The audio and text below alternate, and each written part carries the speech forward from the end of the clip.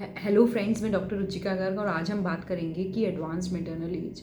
यानी कि माँ की उम्र अगर 35 के बाद हो या कभी कभी लोग 40 या 45 साल में भी आजकल प्रेगनेंसी प्लान कर रहे हैं, सेकंड बेबी, थर्ड बेबी, या किसी के 2 लड़कियां हैं तो वो बाद में उनका 40 इयर्स की एज में प्लान हो रहा है कि हम बेटा कर लें, या किसी की बेटा है उसका बेटी की मन है, या किसी की न्यू मैरिज हुई है, सेकंड मैरिज हुई है, तो वो एडवांस्ड मैटरनल एज यानी कि 35 साल के बाद अगर वो प्रेगनेंसी प्लान कर रहे हैं तो वो कितनी सेफ़ है और उसमें प्रेगनेंसी सक्सेस होने का कितना चांसेस हैं। तो मैं बता दूं कि एज बढ़ने के साथ हमारे जो नंबर ऑफ़ हर लेडी जो है नंबर ऑफ़ oocytes एक फिक्स्ड लेके आती है, और जैसे जैसे एज बढ़ती है नंबर ऑफ़ एग्स जो होते हैं oocytes एक ओवरी में होते हैं वो कम होते चले जाते हैं। तो जब एग्स आपके 35 साल में बहुत कम होंगे एज़ कम्पेयर टू एक 25 साल की लेडी में, और 40 साल में, 45 साल में तो वो और भी एग्स बहुत कम हो जाते हैं, तो आपकी प्रेगनेंसी होने के चांसेस थोड़े कम हो जाते हैं। दूसरी बात है, आपकी जो एग की क्वालिटी है, oocyte की जो क्वालिटी है वो भी उतनी अच्छी नहीं रहती जितनी कि यंग एज में रहती है। तो पहली बात तो प्रेगनेंसी आप कुछ महीने ट्राई कर लीजिए नेचुरल प्रेगनेंसी, अगर नहीं है तो मे बी आपको इन विट्रो फर्टिलाइजेशन या IVF या टेस्ट ट्यूब बेबी के लिए जाना पड़ सकता है,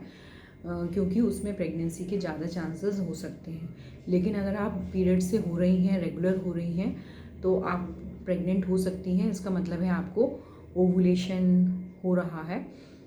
लेकिन ओवुलेशन जैसे कि पेरीमेनोपॉज है, 40 के बाद जो है ओवुलेशन थोड़ा सा हमारा गड़बड़ होना शुरू हो जाता है, तो इनिशियली डॉक्टर आपको एक बेसिक ट्रीटमेंट देना शुरू कर सकते हैं जिसमें ओवुलेशन को इंड्यूस करने के लिए यानी कि रेगुलर और सही साइज़ का एग बनाने के लिए आपको दवा दी जा सकती है। अब हम बात करते हैं कि जो महिला होती है उसमें भी ये हाई रिस्क प्रेगनेंसी के तौर पे हो सकती है, क्योंकि इंक्रीज्ड एज ऑफ प्रेगनेंसी 40 या उसके बाद जो है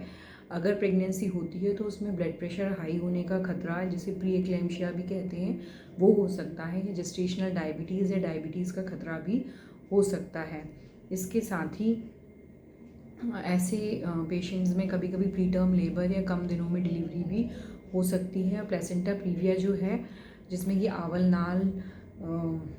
बच्चेदानी के मुंह पे नीचे की तरफ होती है, और जिसमें प्रेगनेंसी के दौरान ब्लीडिंग भी हो सकती है, इन सब का खतरा भी रहता है। ये तो आप जानते ही हैं कि ब्लड प्रेशर और डायबिटीज़ एज के साथ बढ़ सकते हैं, तो ऐसी प्रेगनेंसीज़ में हाई ब्लड प्रेशर का खतरा बहुत ज़्यादा होता है,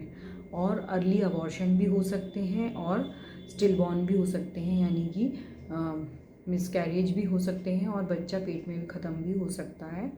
इसके अलावा जो बेबी है उसमें भी कुछ कॉन्जेनाइटल अबनॉर्मेलिटीज़, क्रोमोसोमल अबनॉर्मेलिटीज़,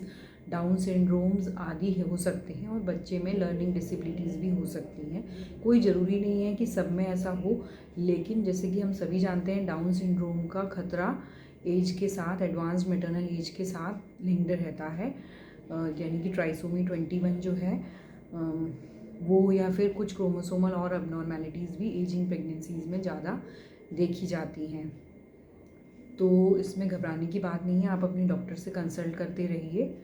और एडवांस्ड एज में भी प्रेग्नेंट हुआ जा सकता है। कभी कभी डॉक्टर्स इसको एडवांस मैटरनल एज या जेरियाट्रिक प्रेगनेंसी भी कहते हैं, और विदेशों में तो 50 के बाद भी लोग आजकल प्रेगनेंसी प्लान कर रहे हैं, लेकिन सबको इसका खतरा पता होना चाहिए। Thank you, keep subscribing to this channel Ruchika Garg gynaecologist medical lectures for authentic information. Bye bye, take care, खुश रहिए, मस्त रहिए।